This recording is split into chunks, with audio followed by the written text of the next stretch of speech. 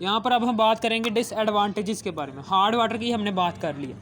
पिछले लेक्चर में हमने बात की थी hard water, permanent hard water और temporary hard water, temporary hardness और परमानेंट हार्डनेस के कैसे हम उसे दूर कर सकते हैं, उन चीज़ों के बारे में हमने बात की थी पहले। आज हम बात करते हैं डिसएडवांटेजेस की। हार्ड वाटर की डिसएडवांटेजेस की बात कर रहे हैं। Consume large amount of soap, साबुन की लार्ज अमाउंट, बड़ी अमाउंट जो सी है वो क्या होती है, इस्तेमाल होती है। Disadvantages of hard water, hard water की डिसएडवांटेजेस में यानी कि हार्ड वाटर जो सा है उसका जो से नुकसान है, उसमें सबसे पहला जो सा नुकसान है वो ये है कि बहुत ज़्यादा मकदार साबुन की इस्तेमाल होती है। बहुत ज़्यादा मकदार साबुन की इस्तेमाल होती है, बहुत ज़्यादा, कुछ ज़्यादा इस्तेमाल होती है साबुन की मकदार, ठीक है ना। Consume large amount of soap, जैसे आप कपड़े धोएंगे, कपड़े धोते दौरान अगर आपने हार्ड वाटर ले लिया है, ठीक है ना, हार्ड वाटर ले लिया तो साबुन भी आपने लिया हुआ है, तो साबुन जो सा है वो ज़्यादा वेस्टेज होगी, जिसकी वजह से आपके पैसे बर्बाद होंगे। स्टोमच डिसऑर्डर, मैदे के लिए बहुत ज़्यादा नुकसानदेह अगर आप पिएंगे तो, ठीक है ना। Not use in steam engine, steam engines में आप स्टीम इंजन जो से हैं उसमें मैकेनिकल ख़राबी पैदा कर देता है ये जो सा हार्ड वाटर है, उसमें भी स्टीम इंजन में नहीं इस्तेमाल कर सकते। बॉयलर्स में एज आ बॉयलर किसी चीज़ को बॉयल करने में इस्तेमाल होता है, उसमें जो सा हार्ड वाटर लिया जाता है जो उस चीज़ को बॉयल करता है, वो हार्ड वाटर नहीं लेना आपने, ठीक ना, सॉफ्ट वाटर लेना। अगर आप हार्ड वाटर लेंगे तो बॉयलर्स फट जाएगा। टरबाइन में, टरबाइन जो सी होती है मैकेनिकल, फैक्ट्रियों में एक बिजली के तौर पर इस्तेमाल की जाती है। ये फैक्ट्रियों में इलेक्ट्रिकल एनर्जी को मैकेनिकल एनर्जी को इलेक्ट्रिकल एनर्जी में कन्वर्ट करती है। जब वाटर ऊपर से नीचे की तरफ फेंका जाता है तो जो सा पानी होता है वो मैकेनिकल एनर्जी को इलेक्ट्रिकल एनर्जी में टरबाइन को घुमाता है। ये टरबाइन जो सी होती है, अगर आप हार्ड वाटर ले लेंगे तो टरबाइन क्या करेगी, टरबाइन मैकेनिकल एनर्जी को इलेक्ट्रिकल एनर्जी में तब्दील नहीं करेगी, नुक्स पैदा हो जाएगा वहाँ पर। बिकॉज क्योंकि यहाँ पर कैल्शियम और मैग्नीशियम के जो उनसे साल्ट्स हैं, कैल्शियम और मैग्नीशियम के साल्ट्स, ये calcium chloride, magnesium chloride, calcium sulphate, magnesium sulphate, calcium carbonate, magnesium carbonate, जितने भी साल्ट्स हैं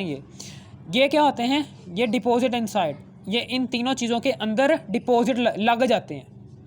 कि चिपक जाते हैं उनके साथ। बॉयलर्स के साथ भी चिपक जाएंगे, स्टीम इंजन के साथ भी चिपक जाएंगे ये साल्ट्स, टरबाइंस के साथ भी ये साल्ट्स चिपक जाएंगे। तो हम इस चिपक जाएंगे ना जब इन तीनों चीज़ों के साथ, तो वो स्केल्स, वो जो उनसे चिपका हुए साल्ट्स होंगे जो इन तीनों चीज़ों के साथ जो फैक्ट्रियों में या घरों में इस्तेमाल हो रही हैं चिपक जाएंगे, तो हम उसे कहेंगे ये क्या स्केल्स हैं। ये स्केल्स जो उनसे हैं ये बैड कंडक्टर हैं हीट के, यानी कि जब आप इसको यानी कि हीट के बैड कंडक्टर हैं, यानी कि गर्माइश इसमें से पास नहीं हो सकती, ठीक है ना, यानी कि गर्म नहीं हो सकती। बैड कंडक्टर ऑफ हीट पास हो जाती है ना, मिसाल के तौर पर आपने लोहा देखा होगा, लोहे में से हीट पास कर जाती है, करंट भी पास कर सकता है। लेकिन स्केल्स जो उनसे होते हैं, जब ये साल्ट्स जो उनसे होते हैं, ये जब टरबाइंस के अंदर चिपक जाते हैं, बॉयलर्स के अंदर चिपक जाते हैं, स्टीम इंजन के अंदर चिपक जाते हैं, तो वो जो उनसे कैल्शियम और मैग्नीशियम के साल्ट्स हैं, उस चिपके हुए मवाद को हम कहते हैं स्केल्स। और ये स्केल्स क्या करते हैं, ये स्केल्स बैड कंडक्टर हैं हीट के। ये फ्यूल कंजप्शन, इसमें फ्यूल आपका ज़्यादा होगा इस्तेमाल, फ्यूल आपका ज़्यादा इस्तेमाल होगा, ठीक है ना। ये स्टीम इंजन में आपका फ्यूल ज़्यादा इस्तेमाल होगा, ठीक है। और ये बैड कंडक्टर हैं हीट के, यानी कि फॉर एग्जांपल बॉयलर में आपने इस्तेमाल किया है, तो बॉयलर में अगर आपने हार्ड वाटर ले लिया है तो वो हीट जोन सी होगी वो चिपक गए, यानी कि बॉयलर में हीट जोन सी होगी वो पहुंचेगी नहीं उस चीज़ तक अगर आप हार्ड वाटर ले लेंगे, यानी कि बैड कंडक्टर ऑफ हीट है। स्केल्स जोन से हैं वो चिपक जाएंगे अगर बॉयलर के अंदर जोन से स्केल्स हैं। बॉयलर में आपने एक बॉयलर है, ठीक ना, मैं आपको बात समझाता हूँ कि जो सा बॉयलर है, ये देखें, ये बॉयलर है, बॉयलर में आपने से करके हार्ड वाटर लिया और एक चीज़ को आप गर्म कर रहे हैं, ये चीज़ है फॉर एग्जांपल, ये चीज़ है कोई सी भी, इसको आप गर्म कर रहे हैं, तो ये जो सा इसके अंदर कैल्शियम और मैग्नीशियम के साल्ट्स, ये वाले, ये सारे के सारे साल्ट्स क्या करेंगे, यहाँ पर चिपक जाएंगे। और आपको पता है ये बैड कंडक्टर ऑफ हीट है। जैसे ही चिपक जाएंगे ना, तो फिर क्या होगा, जब आप गर्म करते जाएंगे तो ये जो से ये साल्ट्स हैं, ये साल्ट्स हैं, ये हीट को पास नहीं होने देंगे अपने में से, यानी कि हीट के बैड कंडक्टर है ना ये चिपके हुए जो उनसे साल्ट्स हैं, जो उनसे इसके दीवारों में चिपके हुए हैं बॉयलर की, हार्ड वाटर आपने लिया है ना, तो दीवारों में चिपके हुए, तो ये हीट को अपने में से पास नहीं होने देंगे, जिसकी वजह से ये पानी जो उनसा है ये हीट प्रोड्यूस नहीं कर पाएगा इतनी ज़्यादा, जिसकी वजह से आप कह सकते हैं कि बॉयलर जो उनसा ये फट भी सकता है, ये बॉयलर फट भी सकता है, क्योंकि हीट पास तो हो नहीं रही, हीट इन साल्ट्स को पास होकर इस वाटर के अंदर जा तो ही रही नहीं है, तो ये बॉयलर को ख़तरा है, ये फट सकता है, क्योंकि हीट ने, अगर पानी उसको जज़ब ही नहीं कर रहा हीट को, तो वो सारी की सारी हीट जो उनसी होगी वो बॉयलर में जज़ब करेगा। जब बॉयलर सारी की सारी हीट को जज़ब करेगा, वो इस्तेमाल कहाँ पर करेगा बॉयलर सारी की सारी हीट को फट कर इस्तेमाल करेगा, ताकि मैं फट जाएगा, फिर वो सारी की सारी हीट जो उनसी वो इस्तेमाल हो जाएगी, ठीक है ना। ये एनर्जी का कंजर्वेशन का कानून है कि हर एनर्जी जो उनसी होती है, एनर्जी में तब्दील होती है, यानी कि हीट अगर अब्जॉर्ब हो रही है तो वो सारी की सारी जो उनसी इस्तेमाल कहाँ होगी, बॉयलर के फटने में इस्तेमाल होगी, ठीक है ना, क्योंकि वो जज़ब तो हो नहीं रही पानी के अंदर। इसी तरह हम कह सकते हैं कि बैड कंडक्टर ऑफ हीट है, फ्यूल कंजप्शन होगी यहाँ पर। Calcium sulphate and magnesium sulphate जो उनसे होते हैं, ये reduce the efficiency of engine, यानी कि इंजन की एफिशिएंसी को रिड्यूस कर देते हैं। इंजन में जो सा फ्यूल इस्तेमाल हो रहा है, इंजन में जो सा फ्यूल इस्तेमाल हो रहा है, इंजन में जो सा फ्यूल, मिसाल के तौर पर ये है स्टीम इंजन में जो सा फ्यूल इस्तेमाल हो रहा होगा, वो फ्यूल को बहुत ज़्यादा इस्तेमाल करवाएगा। अगर स्टीम इंजन में आप हार्ड वाटर इस्तेमाल कर रहे हैं और फ्यूल भी डाला हुआ है, तो फ्यूल जो सा होगा वो हार्ड वाटर की वजह से वो फ्यूल की एफिशिएंसी पर असर डालेगा, इंजन की एफिशिएंसी पर असर डालेगा, और उसके अंदर जो सा फ्यूल प्रेजेंट होगा उसकी मिकदार ज़्यादा इस्तेमाल करवाएगा, जिसकी वजह से आपके पैसे बर्बाद होंगे। कैल्शियम और मैग्नीशियम के सल्फेट जो उनसे ये साल्ट्स जो उनसे होंगे, ये स्टीम इंजन की दीवारों पर लग जाएंगे। जैसे ही वो लग जाएंगे तो वो जो सी,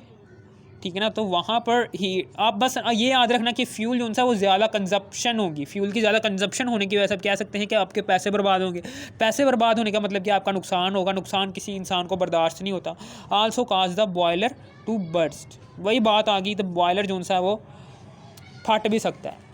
इन स्टीम इंजन में फ्यूल ज़्यादा इस्तेमाल होगा, स्टीम इंजन में फ्यूल की कंजप्शन ज़्यादा होगी,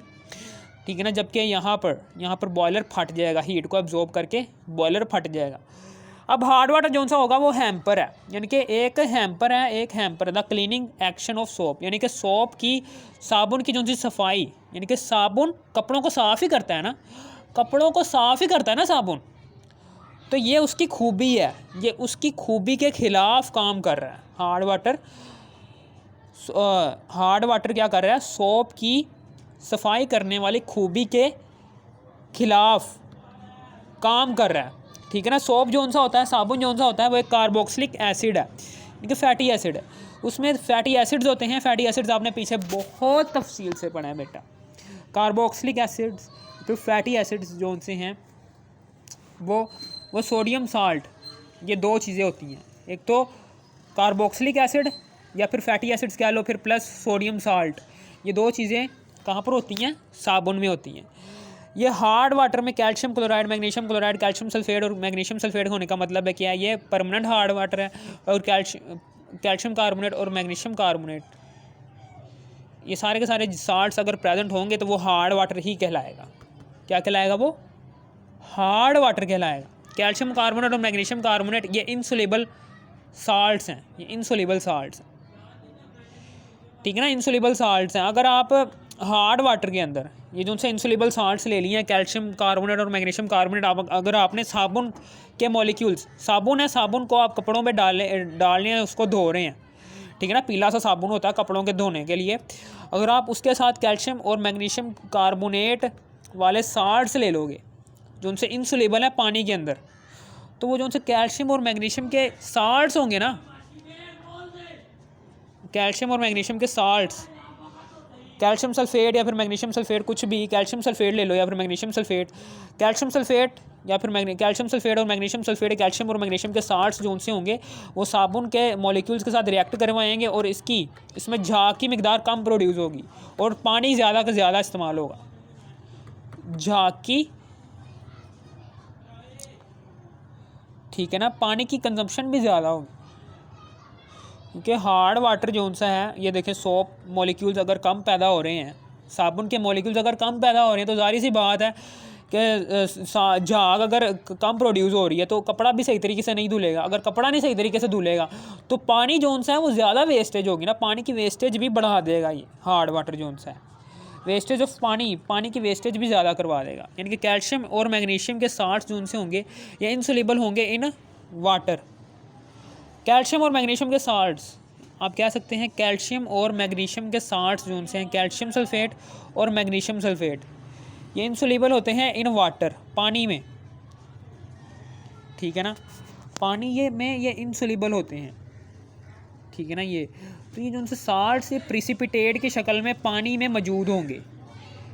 उस प्रिसिपिटेट यानी कि दाने, यानी कि छोटे छोटे से आप कह सकते हैं कि आप जैसे चीनी नहीं होती, चीनी के मॉलिक्यूल्स क्रिस्टल फॉर्म में नीचे बैठ जाते हैं अगर आप चीनी शुरू में डालते हैं, उसी तरीके से कैल्शियम और मैग्नीशियम सल्फेट, कैल्शियम और मैग्नीशियम के जो उनसे साल्ट्स होंगे वो भी पानी में हाल नहीं होंगे, उसमें दानों की शक्ल में मौजूद होंगे। हम उसको कहेंगे ये क्या है, सक्कम है। जो उनसे कैल्शियम और मैग्नीशियम के साल्ट्स हैं जो पानी के अंदर हाल नहीं हो रहे, प्रिसिपिटेट की शक्ल में मौजूद है, हम उसे कहेंगे वो क्या है, वो सक्कम है। ये सक्कम क्या करेगा, अगर सक्कम की फॉर्मेशन ज़्यादा होगी, फॉर एग्जांपल कैल्शियम और मैग्नीशियम के साल्ट्स प्रिसिपिटेट की शक्ल में हार्ड वाटर के अंदर कुछ ज़्यादा ही मौजूद है, तो सक्कम की फॉर्मेशन ज़्यादा होगी, सक्कम की फॉर्मेशन ज़्यादा प्रोड्यूस होगी, यानी कि गंदगी। सक्कम क्या होती है, गंदगी होती है। कैल्शियम और मैग्नीशियम के साल्ट्स, सक्कम को कहते हैं गंदगी। कैल्शियम और मैग्नीशियम के साल्ट्स जो से गंदगी, अगर सक्कम ज़्यादा प्रोड्यूस हो रहा है, सक्कम की फॉर्मेशन ज़्यादा प्रोड्यूस हो रही है, कैल्शियम और मैग्नीशियम के साल्ट्स इनसोल्यूबल फॉर्म में हार्ड वाटर में कुछ ज़्यादा ही मौजूद है, कुछ ज़्यादा ही मौजूद है, इसका मतलब क्या है, वहाँ पर गंदगी ज़्यादा प्रोड्यूस होगी हार्ड वाटर के अंदर, यानी कि सक्कम फॉर्मेशन ज़्यादा होगी। जैसे ही सक्कम फॉर्मेशन ज़्यादा होगी, गंदगी ज़्यादा प्रोड्यूस होगी, तो साबुन जो सा होगा वो भी इस गंदगी को मिटाने के लिए ज़्यादा इस्तेमाल होगा, जिसकी वजह से हम कह सकते हैं कि सोप जो सा होगा उसकी, ठीक है ना, उसकी जो सी एक गंदगी को कम करने की सलाहियत है, यानी कि जो सी वो कपड़ों में से गंदगी निकालेगा ना, वो कपड़ों में से उसकी सोप का काम क्या है, वो कपड़ों से गंदगी निकालने का काम है। लेकिन अगर पानी के अंदर ही सक्कम पैदा हो रहा है, गंदगी आ रही है पानी के अंदर, कैल्शियम और मैग्नीशियम के इनसोल्यूबल साल्ट्स आ रहे हैं, तो उस सक्कम को भी ख़त्म करेगा और कपड़ों के गंदगी को भी ख़त्म करेगा। दो काम आ गए। इन दो कामों की वजह से जो साबुन है उसकी जो सी मिकदार है वो ज़्यादा इस्तेमाल होगी। जैसे ही साबुन की मिकदार ज़्यादा इस्तेमाल होगी और साथ ही पानी का ज़्यादा इस्तेमाल होगा तो हमारा जो सा नुकसान हो जाएगा। इस तरीके से हम कह सकते हैं कि सक्कम फॉर्मेशन जितना ज़्यादा होगा उतनी साबुन ज़्यादा प्रोड्यूस हो, साबुन की मिकदार ज़्यादा इस्तेमाल होगी, हमारे पैसे बर्बाद हों, एफिशिएंसी ऑफ सोप कम हो जाएगी, साबुन की ज़्यादा मिकदार इस्तेमाल हो रही है, दो काम कर रहा है ना, एक तो ये सक्कम को प्रोड्यूस हो रहा है जो पानी के अंदर, उसको भी ख़त्म कर रहा है और कपड़े की सफाई भी कर रहा है। दो काम करने की वजह से एक ही वक्त में, तो सोप की जो सी एफिशिएंसी ऑफ सोप है वो कम होना शुरू हो जाएगी, एफिशिएंसी ऑफ सोप कम होना शुरू हो जाएगी। ये हमारा आज का टॉपिक हो गया क्लियर, ठीक है ना। Good bye, thanks for watching me. इस वीडियो को अगर लाइक भी कर देना, सब्सक्राइब करना है।